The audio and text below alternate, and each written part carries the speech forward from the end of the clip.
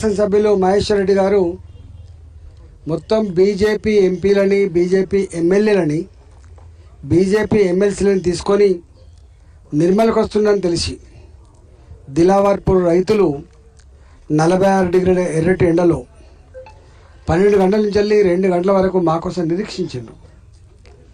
ఇవాళ వాళ్ళ గోస, వాళ్ళ ఆవేదన, వాళ్ళ దుఃఖాన్ని ఇట్లా కదిలిస్తే మాలాంటలు కూడా కదిలిపోయి కన్నీళ్ళు వచ్చేటువంటి పరిస్థితి కనబడుతుంది. ఇక్కడ పెట్టుబడి పెట్టి పంట పండించి ఇక నోటికాడు బుక్క మాకు వస్తుందని చెప్పి మేము భావిస్తే ఇక్కడికి వచ్చిన తర్వాత కళ్ళల్లో పోసిన మొక్కజొన్నలు 4 రోజులైనా కూడా బస్తాలు లేవు. బస్తాలు ఉంటే అమలు లేరు, కాంటాలు పెట్టోడు లేడు. చివరికి ట్రాన్స్పోర్ట్ ప్రభుత్వం చెల్లించుకోవాలి. ట్రాన్స్పోర్ట్లో కూడా 50 కిలోల బస్తాకి 50 రూపాయలు 60 రూపాయలు ఇస్తే కానీ మేము ట్రాన్స్పోర్ట్ చేయలేమని చెప్పి వాడు బుకాయిస్తున్నాడు. ఒక క్వింటల్ మొక్కజొన్నలు ఇవాళ గోడాను తరలించాలంటే 170 రూపాయలు చొప్పున రైతు ఎక్కడి నుంచి తెచ్చిస్తాడు, ఈ పెట్టుబడి ఎక్కడి నుంచి వస్తుందని చెప్పి ఇలా కన్నీళ్ళు పెడుతున్నారు వాళ్ళు. ఆ మొక్కలు కూడా లీజ్ ఫార్మర్స్ అయితే, కౌలు తీసుకున్న రైతులు అయితే, కౌలు తీసుకున్న రైతుకి తమ్మ పెట్టే అధికారం లేదు. ఇవాళ ఓనర్ వచ్చి తమ్మ పెట్టాలి, ఈ కండిషన్ పెట్టిండ్రు.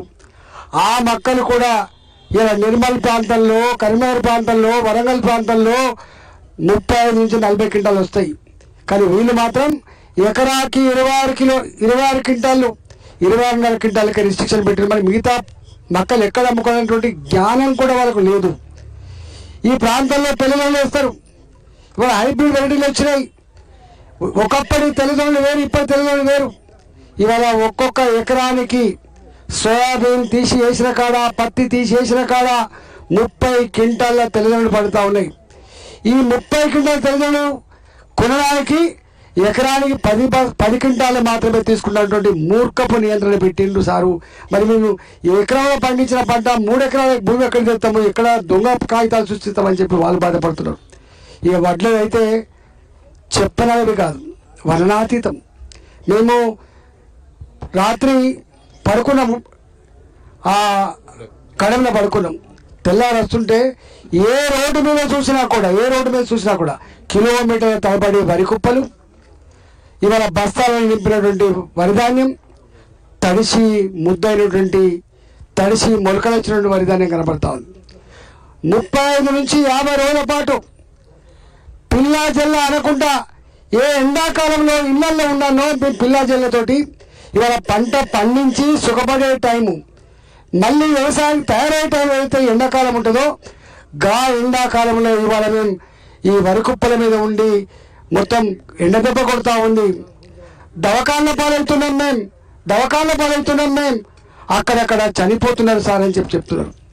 ఇవాళ ఇన్ని బాధలు పెట్టే అధికారం ఇవాళ మేమే ఇచ్చినామా అని చెప్పి, మా చెప్పుతో మేము కొట్టుకుంటామని చెప్పి మా దగ్గర కాటారంలో రైతు కొట్టుకున్నాడు.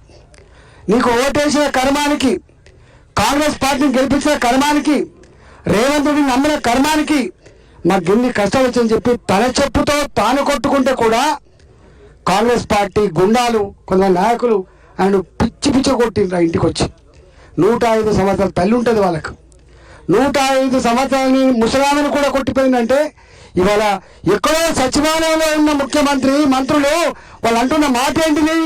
ఇవాళ బీజేపీలకు తెలివి లేదు, బీజేపీలకు డ్రామా చేస్తున్నారు, రాజకీయాలు చేస్తున్నారు. మేము రాజకీయాలు చేస్తున్నామా, రైతుల గోసను వివరిస్తున్నామా? రా కొడుక, దిలావర్పూర్ రైతాంగం దగ్గరికి రా, నీకు దమ్ముంటే అని చెప్పి సవాల్ చేస్తా ఉన్నా. ఇవాళ నేను ఒకటే ఈ ప్రభుత్వాన్ని హెచ్చరిస్తా ఉన్నా.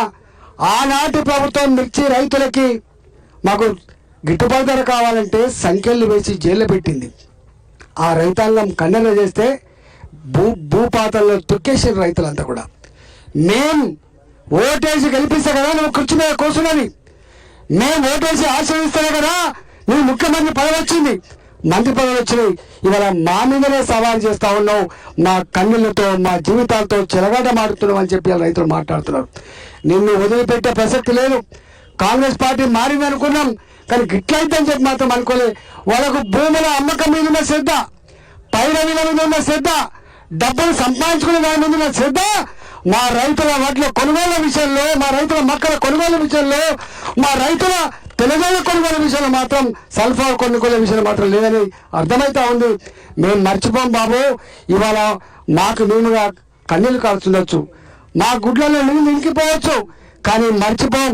మళ్ళీ ఎన్నటికైనా మీరు 2024 లోపు మళ్ళీ మా పల్లెలకు రావాల్సిందే, మా ఓట్లు కావాల్సిందే, మీకు మా ఆశీర్వాదం కావాల్సిందే. గప్పుడు మాట్లాడతాం. డ్రామా ఎవడేసిండు, మోసం ఎవరు చేసిండు, ఎవడు గ్యారంటీలు ఇచ్చిండు, ఎవడు గ్యారంటీలు ఉల్లంఘించిండు గప్పు తెలుస్తుంది బిడ్డ అంటున్నారు. రైతు గ్యారంటీ, రైతు రుణమాఫీ చేయకపోతే సంపూర్ణంగా, రైతు బంధు ఇవ్వకపోతే సంపూర్ణంగా, రైతు బీమా సక్కగా చేయకపోతుంది. ఇవాళ చివరికి రైతులు పెట్టుబడి పెట్టి ఇవాళ అమ్ముకొని ఆ పైసలు మళ్ళీ అప్పులు కట్టుకొని మళ్ళీ వ్యవసాయం తయారైదామంటే ఇవాళ ఈ పరిస్థితి ఉంటే ఎట్లుంటుంది ఇవాళ. అందుకనే ఇవాళ మహేష్ రెడ్డి గారి నాయకత్వంలో భారతీయ జనతా పార్టీ శాసనసభ్యుల బృందం, పార్లమెంట్ సభ్యుల బృందం, ఎమ్మెల్సీల బృందం, మా మిత్రులు లక్ష్మీనారాయణ గారు, వారు రైతు సంఘం రాష్ట్ర అధ్యక్షులు, వారి నాయకత్వంలో ఇవాళ మేము తిరుగుతూ ఉన్నాం.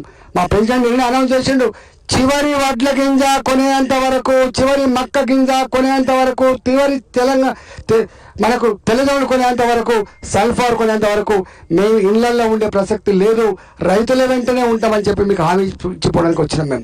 మేము వస్తున్నామంటేనే బస్తాలు వస్తున్నాయని చెప్తున్నారు, మేము వస్తున్నామంటే లారీలు వస్తాయని చెప్తున్నారు. కానీ లారీలో ఎట్లా వస్తున్నాయో మనకు అర్థమవుతుంది. కాబట్టి నేను ఒకటే రైతులకు మేము విజ్ఞప్తి చేస్తున్నాం, తప్పకుండా 4 రోజుల్లో కొంత మార్పు వచ్చినట్టుగా కనపడతా ఉంది. మేము హెచ్చరిస్తా ఉన్నాం ఈ వేదిక నుంచి వెళ్ళి. 4-5 రోజుల్లో కాలం నెత్తి మీదకి వచ్చింది కాబట్టి మా పండిన పంట ఇక్కడే మురిగిపోతే మేము చూసి భరించలేం, మా పండిన పంట మొలకలు వస్తే మేము భరించలేం, మా పంట మా కళ్ళ ముందే ఇలా గోడలో పోవాలి, మా పంట రైతులకు, మా ప్రజలకి బోయబెట్టాలనేటువంటి సంకల్పంతో మేము కష్టపడి పనిచేసి తెచ్చినాం. కాబట్టి ఇవాళ ప్రభుత్వం తక్షణమే బేసిజాలు ఇవ్వకుండా రాజకీయ దాడులు చేయకుండా, పిచ్చి వేషాలు వేయకుండా ఇవాళ కొని మా రైతాంగాన్ని ఆదుకోవాలని చెప్పడానికి, భరోసా ఇవ్వడానికి మీ ఎమ్మెల్యే గారి నాయకత్వంలో వచ్చినాం. కాబట్టి ఇవాళ తప్పకుండా ఇవాళ మేము చూస్తున్నాం, బయట కంటే కూడా ఎక్కువ ఉన్నాయి ఇక్కడ. నేను అదే అంటున్నాను, ఇక్కడ ఎక్కువనో చూసేస్తున్నాం మనం, అంతకంటే ఎక్కువ ధాన్యం ఇక్కడ ఉన్నది. ఏం చెప్తున్నారు, 80% అయిపోయింది, 70% అయిపోయింది, ఎక్కడైపోయింది ఇది? అందుకనే ఇవాళ వారు ఉంటారు, వారు మాట్లాడతారు, వారు మాట్లాడాల్సిందిగా కోరుతా ఉన్నారు.